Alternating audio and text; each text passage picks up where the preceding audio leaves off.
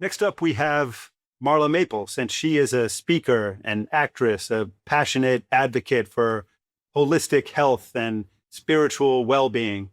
And she's the co founder of the Global Wellness Forum, and she leads the Marla Maples Foundation, which is, focused on uh, increasing global well being. And above all, she's a devoted mother to Tiffany Trump and a joyful grandmother to Alexander, and just a tremendous fighter for a lot of causes, including MAHA causes that really matter in this world. So thanks for all you do, Marla, and welcome to the MAHA Media Hub. Thank you so much, Tony. And thank all of you, Russell. We are there for you always. And just together we stand united is the way we're going to make a difference. And I think we've learned that patience is virtue. And we've stayed connected to each other. We've expanded our group. We've expanded the awareness. We have been growing in an incredible way that now we do feel supported and we feel more heard. So I believe that's what we have to hold on to, is that unified consciousness that together, if we have the certainty that we can have the impact, we have the certainty that we stand with truth and that we have the capacity to reach out to the multitudes. That's what it's about. And I look back at how I've always looked at food, and we, thank goodness, just got this, grass working on the GRAS, and there's so many things happening.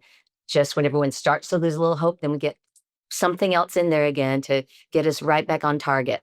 But as a child, I always was very aware of the environment, and I was lucky enough to live off the farm. I had cows grazing in the back. I had my grandfather and great grandfather. I was on the tractor with them plowing the fields. So I knew what it was like to be in touch with the earth. And now those simple things are difficult. I'm currently in England, and I'm going to the local farms and seeing signs that say "Save the British farmers." I mean, this is a global issue.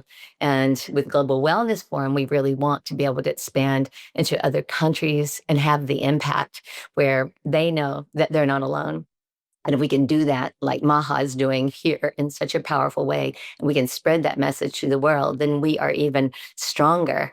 But I learned early on about food. I would feel my body, I would look at my skin, and I was like, something's not right. And I knew enough through my faith that I wanted to connect to God and let my body be my temple. So I used to hear, drink all the milk you can. It's good for you. So I would drink everyone's milk, but it was not raw. It was homogenized, pasteurized, everything put in it to make it almost toxic to the body.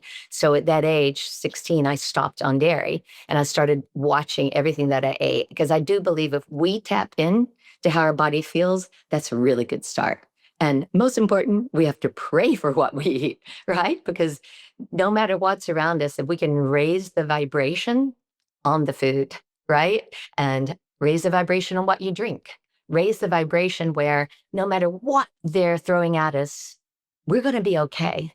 And that is something that I've tried to keep conscious and share in my world with people, as much as we work so hard to get the laws put in place that protect us and have that impact. And I'm just thinking about, seeds planted 33 years ago with my former husband, who's now president, about the vaccines, and doing everything I could to make him aware of the risk with vaccines. And to have the news come out this week was so phenomenal. It's like, we have to remember that if we plant the seeds and we nourish the seed with our consciousness, with our belief, with the work that we do going forward, that we can't judge when the time comes. It's going to be in God's timing, but it will happen, where we will be able to see the changes that we believe so strongly. And I'm just grateful for you, Tony, and for all the MAHA movement, and each one of you that are here today that are having such an important impact. And I just love you, and thank you for having me with you. And I look forward to all the great things we're going to do together from this moment on. Thank you so much, Marla. I love what you said about unified consciousness, and standing together.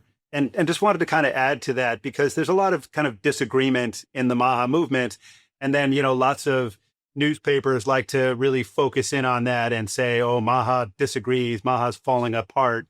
And the truth is that it's that disagreement that's our superpower. It makes us stronger because we believe in this dialogue and this debate, but we do have this unified consciousness, and we can still stand together without being, you know, censored, or without being closed-minded, or without being sort of the result of propaganda, so that we have the opportunity to really think things through and to raise, like you said, raise vibrations rather than sort of lower them, and to focus on our bodies and on our health, and not let anybody come between us, because that's what the strength of the movement is, that it's a million different voices that all can come together and have such incredible power to change the world.